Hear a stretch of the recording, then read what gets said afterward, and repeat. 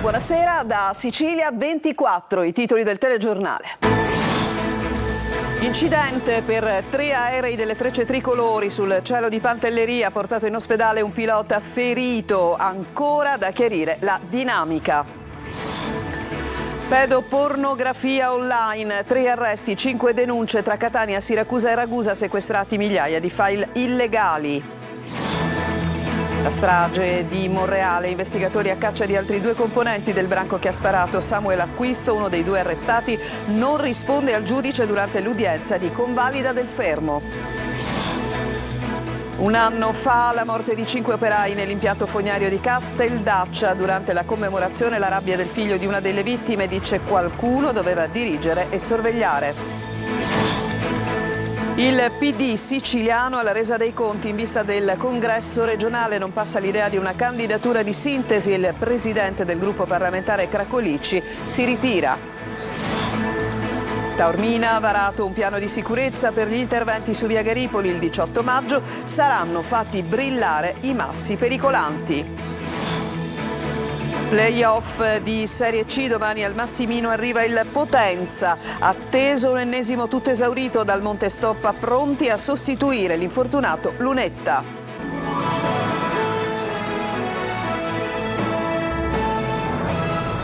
Bentrovati, apriamo il nostro telegiornale con un servizio su un incidente occorso sui cieli di Pantelleria a 3 velivoli delle Frecce Tricolori. Ancora molto forte il ricordo del grande show di Catania, ma proprio durante una esercitazione di volo c'è stato un impatto, ma ancora la dinamica di quanto accaduto è da chiarire. C'è comunque un pilota in ospedale, ma sentiamo Desire Ferlito.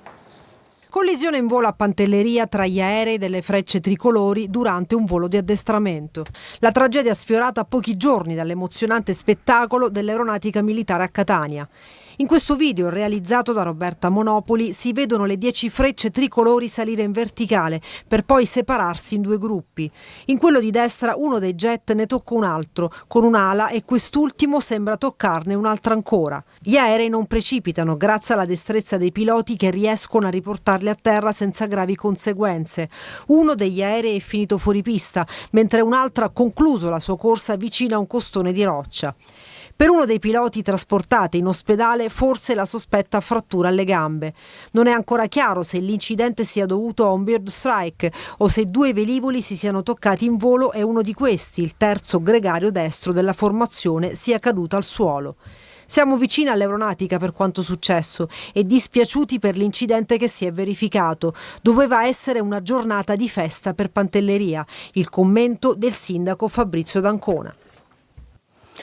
Pedopornografia online, 3 arresti, 5 denunce tra Catania, Siracusa, Ragusa. Sono stati sequestrati migliaia di file illegali con immagini shock. Il servizio è di Tonino De Mano.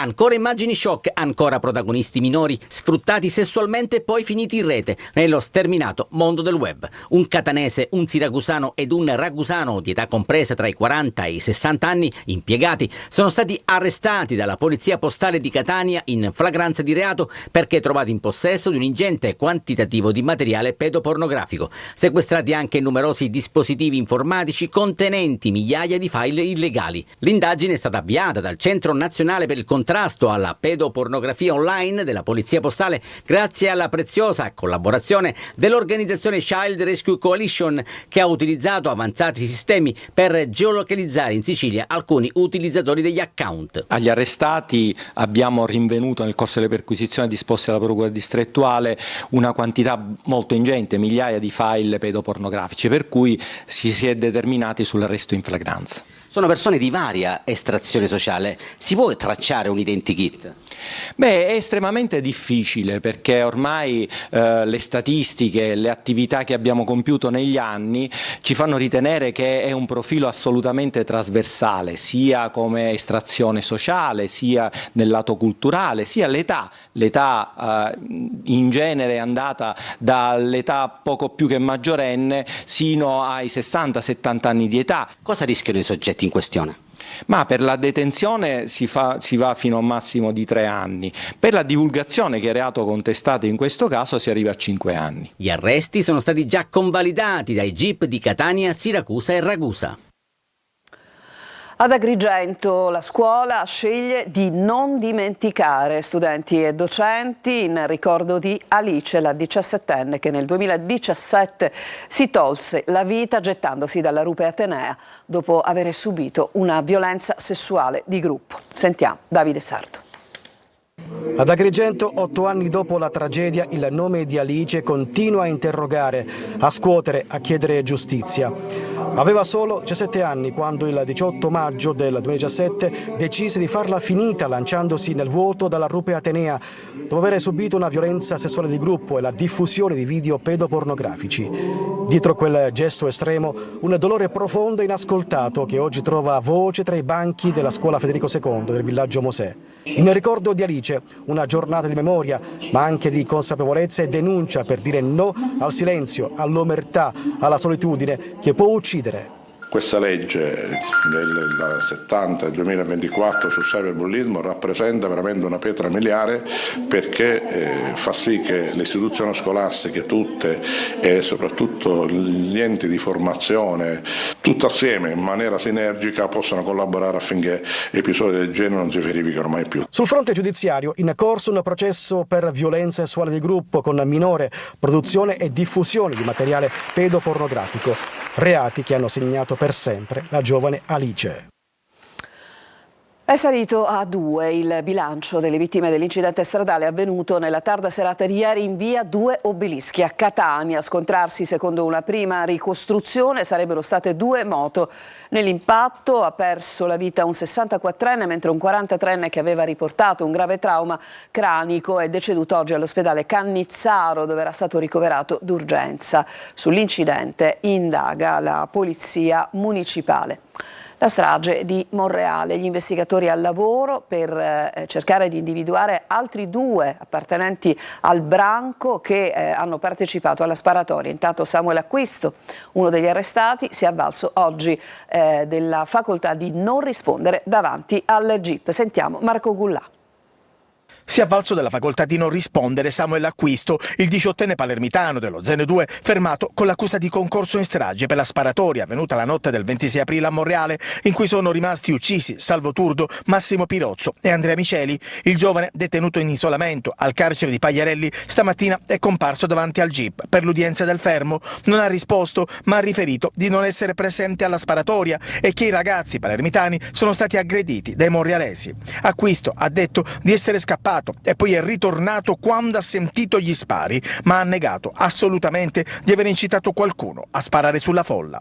Il GIP si è riservato sulla decisione, le indagini intanto proseguono a ritmo incessante, gli inquirenti stringono ulteriormente il cerchio per risalire ai complici di Calvaruso e Acquisto. Chi ha sparato assieme a loro? Ipotesi è che il branco dello Zen fosse composto da una decina di persone, di cui sicuramente 2 armate fino ai denti, probabilmente organizzate con ruoli precisi, come se l'assalto fosse stato pianificato in precedenza. Di certo c'è che Calvaruso e Acquisto erano già andati a Monreale altre volte. Gli investigatori stanno cercando di risalire in particolare ad altri 2 membri del branco. Uno di loro è il giovane alto e con barba folta che molti testimoni avrebbero visto alla guida di una moto scura. Piromane arrestato dai carabinieri, appiccava il fuoco per fare rigenerare l'erba per il pascolo. Il 59enne, originario di Taormina, era stato già coinvolto in un'operazione della DIRIA di Messina con l'accusa di estorsione aggravata il servizio. Ha bruciato in più occasioni i terreni, in un caso ha incenerito un'intera collina con le fiamme che hanno distrutto persino il suo camion. Un 59enne di Taormina è stato arrestato dai carabinieri con l'accusa di incendio boschivo aggravato dal grave danno ambientale e dalla determinazione di un pericolo per gli edifici. Il provvedimento scaturisce da un'attività investigativa coordinata dalla Procura di Messina. I fatti contestati risalgono al 25 e 26 luglio 2023 nelle aree di Taormina, Castelmolle Letojanni e le cui fiamme fiamme che superavano i 3 metri d'altezza, interessando un'estensione di 234 ettari, avevano causato ingenti danni a coltivazioni ed aree boschive. Il rogo aveva provocato il danneggiamento, oltre ai fabbricati presenti nei terreni, anche di parti che lambivano la 18, con la momentanea interruzione del tratto tra Roccalumere e Taormina. L'obiettivo del 59enne era di bruciare i terreni perché si rigenerasse nuova erba e sfruttarli così per il pascolo, anche se i fondi non erano di sua proprietà ma solo limitrofi ai suoi possedimenti. Altri episodi incendiari si erano verificati a Furci, Roccella Valdemone, Savoca e Santa Teresa di Riva, con la conseguente evacuazione di abitazioni. L'arrestato è stato già coinvolto in diverse vicende giudiziarie, l'ultima risalente al 13 marzo scorso, quando è stato implicato in un'operazione della DDA per estorsione aggravata dalla finalità di agevolare l'associazione mafiosa. Un anno fa la morte di 5 operai nell'impianto fognario di Casteldaccia, una targa per ricordarli e in questa commemorazione è scoppiata la rabbia del figlio di una delle vittime che abbiamo raccolto, Marco Gullà. Il silenzio del dolore viene spezzato solo dai pianti dei parenti e da un applauso dopo un momento di preghiera. È passato un anno da quel tragico pomeriggio a Casteldaccia in cui persero la vita 5 lavoratori: Epifanio Alsazia, Giuseppe Miraglia, Roberto Raneri, Ignazio Giordano e Giuseppe La Barbera. Stavano lavorando in questo impianto fognario di Casteldaccia, ancora sotto sequestro. Questa mattina la commemorazione e lo svelamento di una targa in loro memoria. Qualcuno che doveva dirigere, qualcuno che doveva sorvegliare non l'ha fatto e per questo pensiamo che debba pagare, che queste 5 persone abbiano giustizia soprattutto e che non sia lasciato così tutto immane. Un bambino ha indosso una maglia con la foto del padre, quella di Giuseppe La Barbera, la vittima più giovane. Accanto c'è la mamma, che non riesce a trattenere le lacrime. Il dolore, a distanza di un anno, ha travolto 5 famiglie che adesso chiedono solo una cosa: che venga fatta giustizia. Uscire di casa per andare a lavorare e non tornare più a casa, lasciando in abbandono le famiglie, i figli. Io stamattina ho parlato con le famiglie, soprattutto una famiglia che non conoscerà mai il papà. È una cosa gravissima, bruttissima. C'è tempo per fare giustizia, per capire le responsabilità. Ci sono tante responsabilità sicuramente, però ripeto, oggi non è il momento di parlare di queste cose.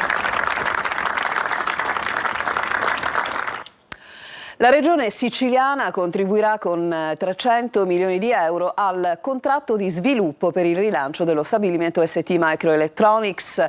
Lo annuncia il presidente della regione Schifani dopo l'approvazione in giunta della delibera che prevede l'utilizzo di una parte delle risorse STEP, la piattaforma per le tecnologie strategiche per l'Europa, appunto per la realizzazione dell'investimento nello stabilimento di Catania. Per domani prevista al Mimit la firma dell'accordo, alla presenza del ministro delle imprese del Made in Italy Urso, dell'assessore regionale all'economia Dagnino e dell'assessore alle attività produttive Edi Tamaio. E adesso alla politica siciliana con il PD, alla resa dei conti non va in porto il tentativo di mettere in campo una candidatura di sintesi, così il presidente del gruppo parlamentare Cracolici si ritira denunciando un clima di muro contro muro. Manlio Viola.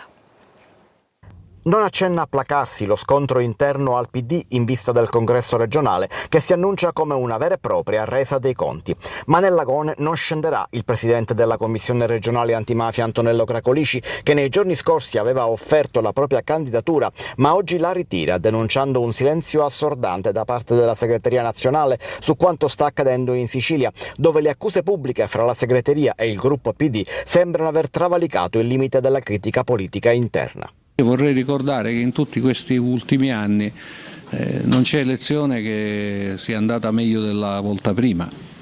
Le politiche, le regionali, le europee, le provinciali, che pur essendo un voto di secondo livello, la rappresentanza del PD, se si esclude Palermo, Enna e Ragusa, sostanzialmente ormai siamo all'unità di misura vale 1. Per il grande vecchio del partito nell'isola la contrapposizione è ormai inevitabile, sarà un congresso da muro contro muro. Purtroppo temo che sarà un congresso di forte contrapposizione.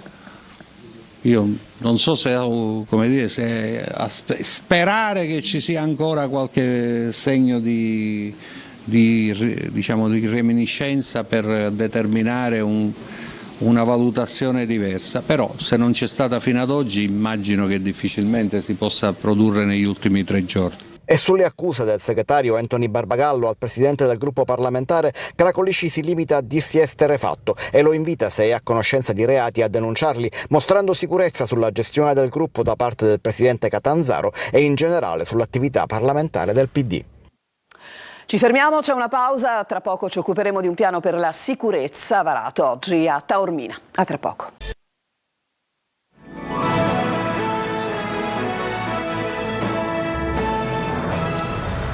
Seconda parte di Sicilia 24, riunione operativa in prefettura a Taormina per valutare gli interventi di messa in sicurezza sulla via Garipoli e soprattutto in vista del 18 maggio, quando saranno fatti brillare i massi pericolanti. Dunque è stato predisposto un sistema apposito, un sistema di sicurezza. Francesco Triolo.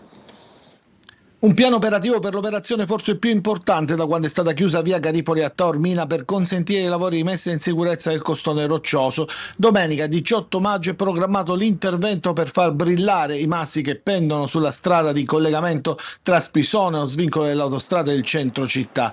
In prefettura a Messina il vertice tra istituzioni e forze dell'ordine per definire le attività già svolte e quelle in programma, con particolare riferimento alle misure di sicurezza e prevenzione previste in vista dell'operazione di brillamento e cariche esplosive. A spiegare come avverrà al termine della riunione il sindaco di Taormina, Cateno De Luca. Alle 7 è stata fissata l'attività di brillamento del costone roccioso che sovrasta via Garipoli. Dalle 5:30 di mattina sarà tutto chiuso, compreso l'autostrada, e tornerà tutta la normalità tra le 7:30 massimo le 8, anche con la riapertura della bretella che allo stato attuale è stata realizzata per bypassare questa parte della via Garipoli. Verrà chiusa quindi per qualche ora l'autostrada tra Giardini e Roccalumera, oltre le altre vie di collegamento. Si cerca però di accelerare ancora di più i tempi, con l'obiettivo di completare tutto entro il 18 giugno, quando il Presidente della Repubblica Mattarella sarà a Taormina.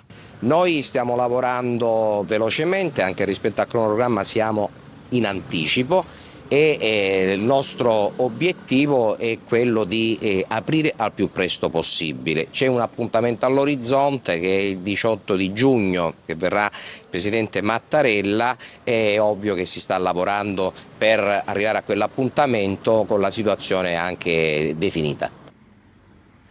Adesso ci occupiamo del tempo, meteo instabile per tutto il mese in Sicilia, ma sentiamo nel dettaglio Eva Spampinato. Sarà un maggio travestito da aprile. Il bel tempo e le alte temperature degli scorsi giorni avevano fatto pensare ad una estate anticipata in Sicilia, ma dalla scorsa notte è arrivata una formazione ciclonica sul Mediterraneo a spazzare via sandali e costumi in favore di ombrelli e giacche leggere. Ma la notizia positiva, commenta l'esperto meteo Alfredo Aragonese, è che le temperature si manterranno miti nella media del periodo a partire da domenica. Prima di allora potremmo toccare ancora punte superiori ai 26 gradi per poi stabilizzarsi sui 20-23 gradi. Un maggio con l'ombrello in tutta l'isola, dunque, è molto instabile.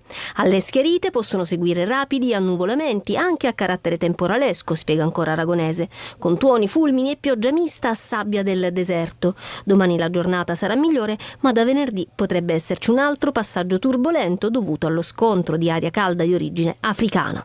Le piogge non saranno abbondanti, ma in alcune zone potrebbe piovere tanto in poco tempo. I modelli vedono zone di bassa pressione su tutto il Mediterraneo almeno fino alla metà del mese.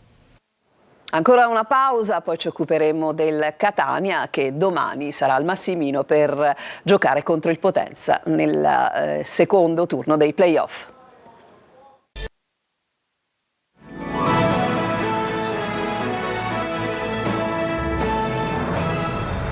Siamo al calcio, playoff di Serie C, attesa crescente per Catania e Potenza di domani al Massimino, con un imbarazzo della scelta per mister Toscano nel ballottaggio tra Dal Monte e Stoppa per una maglia al posto dell'infortunato Lunetta. Francesco Triolo. Neanche il tempo di prendere fiato, che è già vigilia, il ritmo dei playoff a cui bisogna adeguarsi in fretta, risolvendo anche i piccoli o grandi contrattempi che possono derivare, come quelli degli infortuni. Il Catania contro il Potenza, per esempio, dovrà fare a meno di 2 elementi: Gega, che verrà operato alla spalla sinistra dopo una lussazione riportata in allenamento, e soprattutto Lunetta, obbligato a lasciare il campo anzitempo durante la gara col Giuliano per quello che gli accertamenti hanno evidenziato una lesione muscolare, anche se di basso grado. Contro il Potenza non ci sarà, e così si apre la corsa ad una maglia da titolare sulla 3/4 con ballottaggio a 2 tra Dalmonte e Stoppa. Abbiamo gente che è pronta a sostituirlo, magari con caratteristiche diverse, ma te ne metterà altre, quindi non è quello che mi preoccupa l'assenza di Lunetta. Oggi siamo in grado di sopperire a un'assenza, a 2 assenze, perché l'organico ritornato a disposizione ti consente questo. Per il resto il quadro sembra ormai delineato. Toscano però anche oggi in conferenza stampa ha avvertito sulle insidie che presenta la sfida contro il Potenza, affrontato poche settimane fa in campionato. Dobbiamo essere bravi a continuare a sfruttare quali sono le nostre peculiarità in questo momento, toglierci quelle zone dove possiamo fare molto meglio, e lo sappiamo, i ragazzi lo sanno, affrontare nel modo giusto questa partita, perché forse l'importanza della partita è per il valore del Potenza.